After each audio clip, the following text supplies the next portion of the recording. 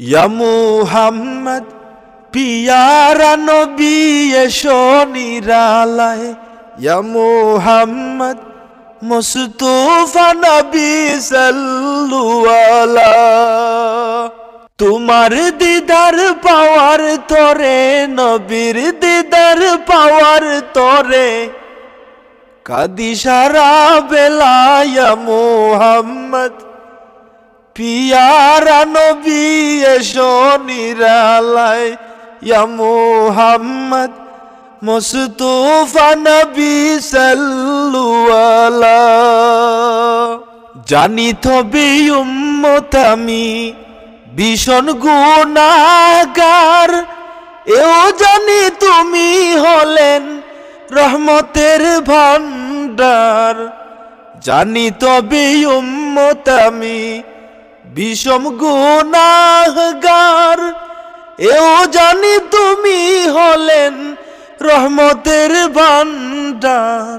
তবু স্বপনেতে দিয়া দেখা জুড়াও দুনয়ন আমার, স্বপনেতে দিয়া দেখা জুড়াও দুনয়ন, ইয়া মুহাম্মদ পিয়ারা নবী এসো নিরালায়, ইয়া মুহাম্মদ মুস্তাফা নবী সাল্লু আলা।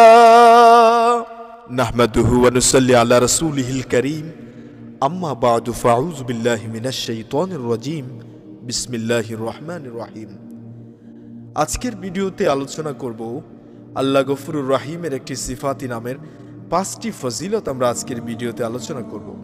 এর ভিতরে রয়েছে আপনার হারিয়ে যাওয়া কোনো জিনিস কিভাবে আপনি ফেরত পাবেন, হোক সেটা অতি মূল্যবান জিনিস।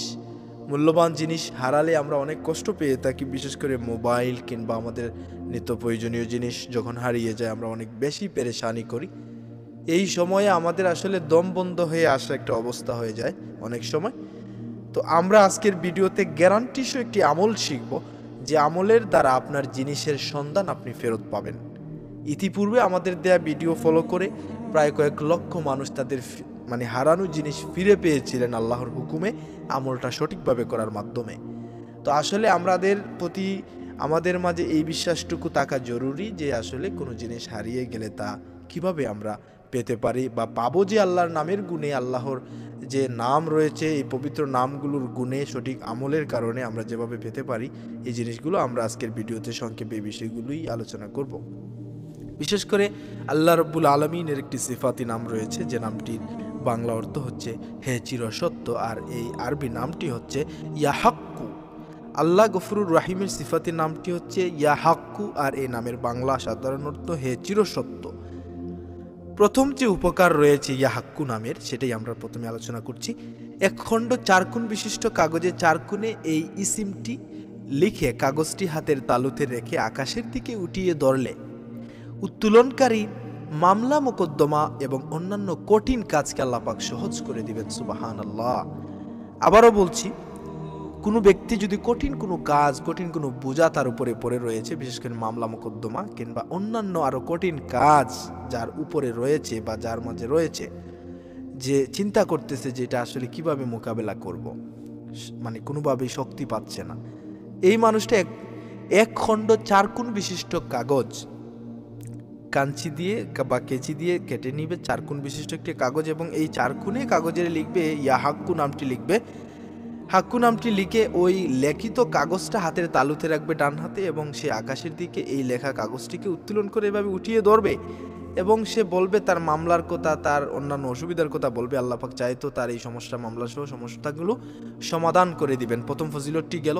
দ্বিতীয় ফজিলতটি বলছি, যদি কারো মাল হারানো গিয়ে থাকে তাহলেও 1 খণ্ড কাগজে 4 কোণে এই 4 কোণ বিশিষ্ট একটা কাগজ নেবে, এই 4 কোণে কিন্তু সে ইয়া হাক্কু নামটা লিখবে, এবং মাঝখানে কিন্তু সে লিখবে তার অপহৃত জিনিসের নামটা সে লিখবে, অথবা হারিয়ে যাওয়া জিনিসের নামটা লিখবে। এটা স্বর্ণরৌপ্য, ডায়মন্ড অথবা টাকা পয়সা কিংবা মূল্যবান কোনো জিনিস, এটা কিন্তু মাঝখানে ওই 4 কোণ বিশিষ্ট কাগজের চারদিকে তো ইয়া হাক্কু নাম লিখবেই, মাঝখানে সে তার হারিয়ে যাওয়া জিনিসটা লিখবে, হারিয়ে যাওয়া জিনিসের নামটা বাংলায় লিখবে সে, কিন্তু আরবিতে 4 কোণের নামটা ইয়া হাক্কুটা লিখতে হবে, আমরা যেভাবে লিখে দিব, অথবা আপনি অন্যান্য কোনো বই থেকেও দেখতে পারেন।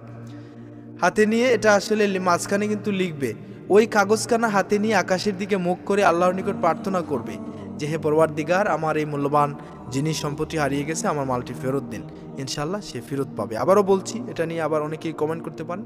2 নম্বর ফজিলত যেটা, কারো মাল হারিয়ে গেলে এই 4 কোণা বিশিষ্ট একখানা কাগজ নেবেন এবং কাগজের চারপাশে ইয়াহাক্কু নামটি লিখবেন এবং মাঝখানে আপনার অপহৃত হারিয়ে যাওয়া জিনিসের নামটা লিখবেন। অতঃপর সেই কাগজটা ডান হাতে নিয়ে হাতটাকে আকাশের দিকে উত্তোলন করে আল্লাহর কাছে চাইবেন যে আল্লাহ পাক, আমার এই জিনিসটা হারিয়ে গেছে, আমার এই জিনিসটা ফেরত দিন, আমাকে আমার এই মালটি আমাকে ফেরত দিন। ইনশাল্লাহ সে কিন্তু ফেরত পাবে।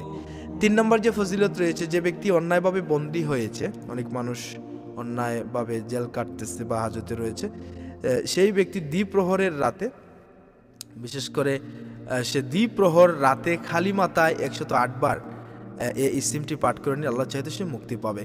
এটি বলতেছে যারা অন্যায়ভাবে কারাবন্দী অবস্থায় আছেন, সাজা অবস্থানে আছেন, তারা কি করবেন, দ্বিপ্রহরের সময়, দুপুরের সময়, খালি বিশেষ করে দ্বিপ্রহরের রাতে বলতে পারেন, রাতে খালি মাথায় কিছু থাকবে না, 108 বার এই সিমটি পাঠ করবেন, ইয়াহাক্কু নামটি পাঠ করলে আল্লাহ তাকে মুক্তি দিবেন।